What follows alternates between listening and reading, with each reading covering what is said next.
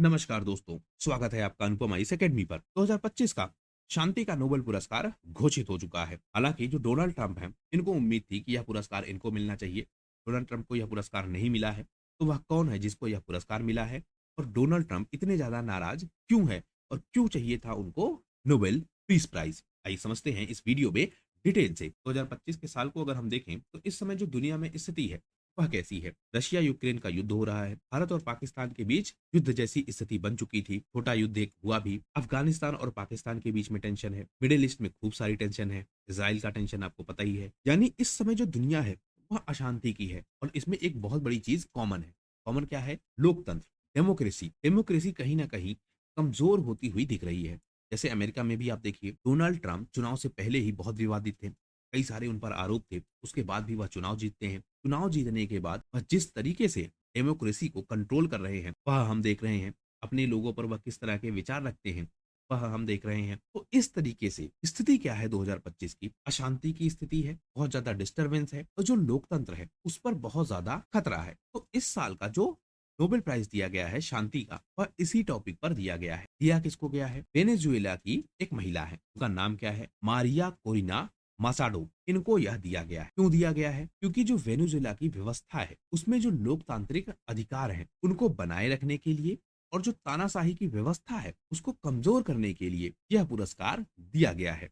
आइए समझते हैं इस पूरी कहानी को डिटेल से, क्यों उनको यह पुरस्कार दिया गया है और डोनाल्ड ट्रंप इतने ज्यादा नाराज क्यों है। मारिया कोरिना का जो जन्म है वह 1967 में हुआ था। पारिवारिक रूप से वह काफी संपन्न थी, लेकिन वेनेजुएला में जो संकट है वह लगातार बढ़ रहा था। डेमोक्रेसी वहां खतरे में थी और बहुत सारी चीजें वहां पर डिस्टर्ब थी। 1992 में मारिया ने क्या किया? जो सड़क पर रहने वाले बच्चे हैं उनके लिए एक फाउंडेशन की स्थापना की। फाउंडेशन का नाम क्या था? एटेनिया फाउंडेशन। और इस तरह से वह सोशली जुड़ना शुरू हुई। 10 साल के बाद उन्होंने जो सुमेट संस्था है उसकी स्थापना में भी सहयोग किया। यह संस्था करती क्या थी? यानी जो सुमेट है वह करती क्या थी? यह स्वतंत्र और जो निष्पक्ष चुनाव है उनको बढ़ावा देती थी। तो इस संस्था से यह जुड़ जाती है। 2010 में इन्होंने अपना राजनीतिक करियर शुरू किया, लेकिन वेनेजुएला में पावर सेंट्रलाइजेशन था। यह बहुत ज्यादा वोटों से जीतकर नेशनल असेंबली में पहुंचती तो है, लेकिन इनकी आवाज को दबाने की कोशिश की जाती है। यह लोगों की बातों को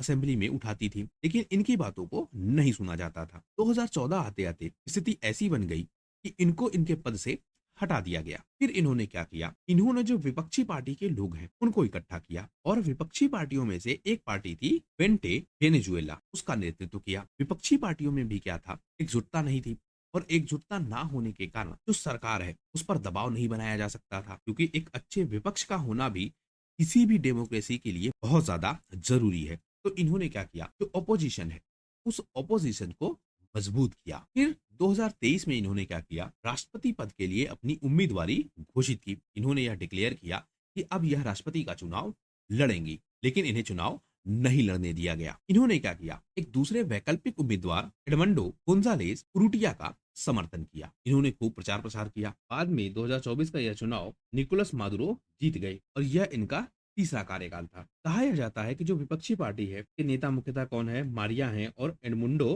गोंजालेस है। इन्होंने वास्तव में 65 से 70% वोट जीते थे, लेकिन निकोलस मादुरो ने बहुत सारे फ्रॉड किए हैं, जिसकी वजह से उनको चुनावों में विजयी घोषित किया गया है। उनका यह मानना है कि चुनावों में धोखाधड़ी हुई है। विपक्षी पार्टी को जानबूझकर कमजोर किया जा रहा है। जो विपक्षी पार्टी है उनके प्रदर्शन को दबाया जा रहा है, लोगों को गिरफ्तार किया जा रहा है। उनका यह भी कहना है कि वेनेजुएला में जो आर्थिक संकट है वह लगातार बढ़ता जा रहा है। लगभग 7.8 मिलियन लोग वेनेजुएला को छोड़ चुके हैं। तो इन सब के लिए यह लगातार लड़ती रही, इसीलिए इनको मिला है 2025 का नोबेल शांति पुरस्कार। अब हम बात करते हैं डोनाल्ड ट्रंप की। अमेरिका के राष्ट्रपति डोनाल्ड ट्रंप इस पुरस्कार से बहुत ज्यादा नाराज है। उनका मानना यह था कि यह पुरस्कार उनको मिलना चाहिए। वह कहते हैं कि उन्होंने बहुत सारे शांति समझौते करवाए हैं। मिडिल ईस्ट में उन्होंने शांति करवाई है। उन्होंने भारत पाकिस्तान के न्यूक्लियर वॉर को रोका है। उन्होंने अरब देशों के बीच अब्राहम एकॉर्ड करवाया है। नॉर्थ कोरिया का जो नेता है किम जोंग, उनसे उन्होंने सीधी बातचीत की है। यानी उन्होंने ऐसे बहुत सारे काम किए हैं जिससे उनको यह माना जाना चाहिए कि वह दुनिया के सबसे बड़े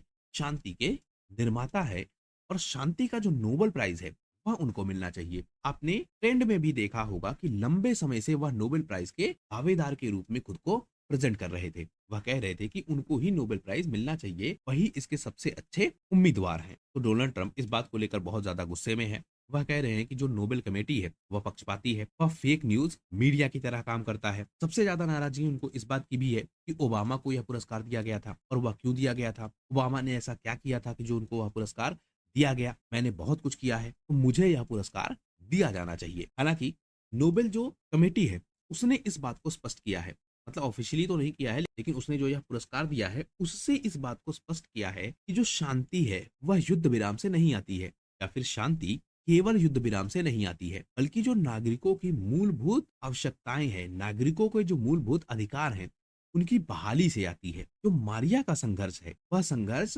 डेमोक्रेसी को लेकर है, यानी वह कह रही हैं कि बंदूक की नोक पर नहीं, बल्कि जो मतपत्र हैं उनसे किसी देश में डेमोक्रेसी आती है। तो 2025 का यह पुरस्कार दिया जा चुका है, और इस पुरस्कार ने यह स्पष्ट किया है कि लोकतंत्र की जो मशाल है वह अभी भी जल रही है, और कुछ लोगों का जो गुस्सा है वह उस रोशनी को नहीं बुझा सकता है। इस वीडियो में फिलहाल सिर्फ इतना ही। वीडियो यदि पसंद आया हो तो प्लीज शेयर कीजिए अपने दोस्तों के साथ, सब्सक्राइब कीजिए इस चैनल को। आपका हमसे जुड़ने के लिए बहुत बहुत धन्यवाद। आपका दिन शुभ हो।